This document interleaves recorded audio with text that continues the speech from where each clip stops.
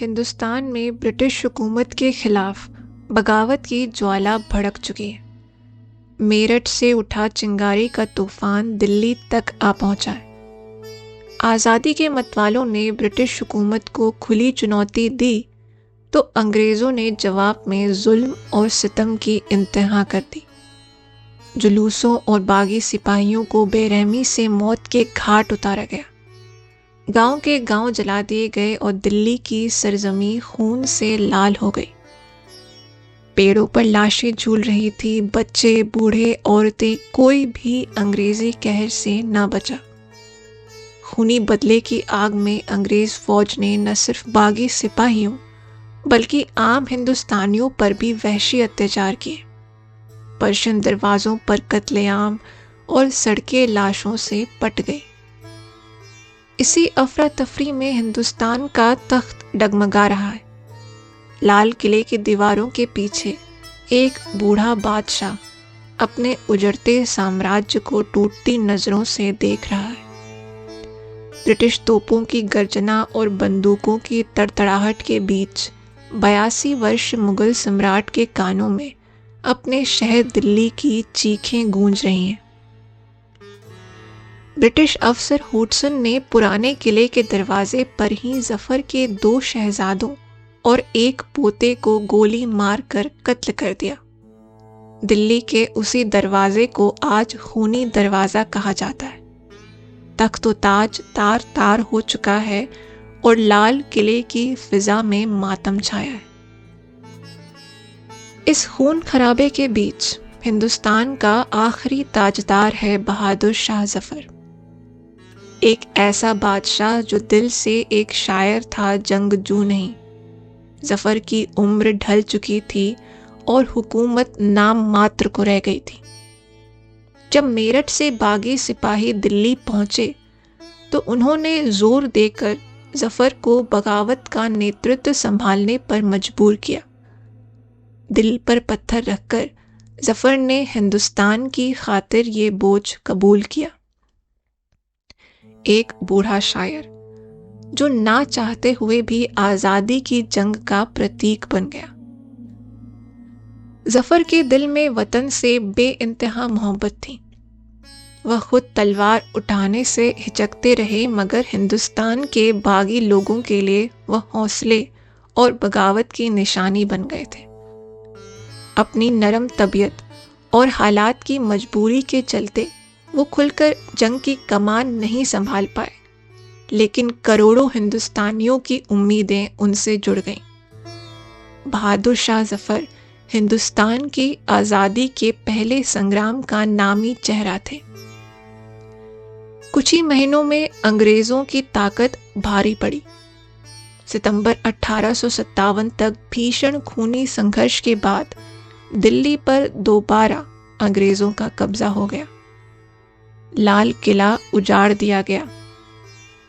हजारों बेकसूर बाशिंदे मारे गए या शहर छोड़कर भाग गए। खुद जफर अपनी जान बचाने को लाल किले से निकलकर दर बदर छुपते फिर रहे थे, मगर ज्यादा देर आजाद न रह सके। उन्हें अंग्रेज फौज ने गिरफ्तार कर लिया। एक दिखावटी मुकदमे के बाद जफर को उनके गुनाहों के लिए मौत की सजा तो नहीं हुई, लेकिन उम्र कैद की सजा मिली। हिंदुस्तान के तख्त का आखिरी वारिस बेड़ियों में जकड़कर मुल्क से दूर बर्मा के रंगून शहर भेज दिया गया। जफर के दिल पर उस वक्त क्या गुजरी होगी जब उसे एहसास हुआ कि वो अब अपने वतन की सरजमी कभी नहीं देख पाएगा। एक जमाने का शहंशाह अब रंगून की अजनबी जमीन पर कैदी बनकर रह गया। रंगून की उस तन्हाई में 82 साल के बूढ़े जफर के पास बचा था तो बस उसका शायराना दिल और हिंदुस्तान की यादें। अपने मुल्क से बिछड़ने का गम उनके सीने में सुलग रहा था। आखिरी दिनों में जफर गैर मुल्क की कैद में तन्हा और बेबस थे। उनकी यही बेकरारी उनकी शायरी में ढल कर बाहर आई। दिल्ली और हिंदुस्तान से दूरी ने उनके दिल को ऐसा दर्द दिया जिसे उन्होंने कलम से बयान किया। अपने आंसुओं को शेरों में पिरोकर जफर ने आखिरी गजल लिखी जो उनके टूटे दिल की सदा बन गई, जिसमें उनकी रूह की कसक झलकती है। कुछ यूं है, लगता नहीं है दिल मेरा उजड़े दयार में, किसकी बनी है आलमे नापायदार में। कह दो इन हसरतों से कहीं और जा बसे, इतनी जगह कहाँ है दिले दागदार में।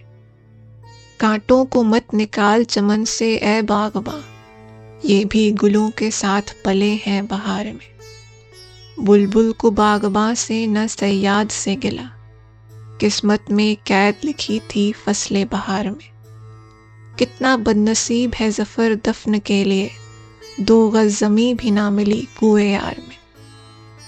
इस गज़ल के आखिरी शेर में कुए यार यानी यार की गली से मुराद जफर का महबूब वतन हिंदुस्तान है। जफर अपने मुल्क की सरजमी को यार की गली कहकर पुकारते हैं। वो फरियाद कर रहे हैं कि उनकी किस्मत में अपने यार, अपने वतन की गली में दफन होने के लिए 2 गज ज़मीन भी नसीब नहीं हुई। सोचे, हिंदुस्तान का बादशाह अपने मुल्क की मिट्टी में 2 गज जगह को तरस गया। ये अल्फाज सिर्फ जफर के निजी दर्द नहीं थे, बल्कि हिंदुस्तान में एक युग के ख़त्म होने की अलामत बन गए। 1857 का प्रथम स्वतंत्रता संग्राम नाकाम रहा और मुग़ल सल्तनत का सूरज हमेशा के लिए डूब गया। बदनसीब जफर को परदेस में तन्हा आखिरी सांस लेनी पड़ी और उसके साथ ही हिंदुस्तान के इतिहास में मुगलों के सदियों पुराने अध्याय का भी अंत हो गया। जफर की दर्द भरी आवाज़ आज भी हिंदुस्तान की हवाओं में गूंजती है, याद दिलाती हुई कि कभी यहाँ एक शायर बादशाह था जिसके दिल को अपनी उजड़ी दिल्ली में चैन ना आता था और जो आखिरकार अपनी यार की गली में 2 गज ज़मीन को तरस कर इस दुनिया से रुखसत हो गया।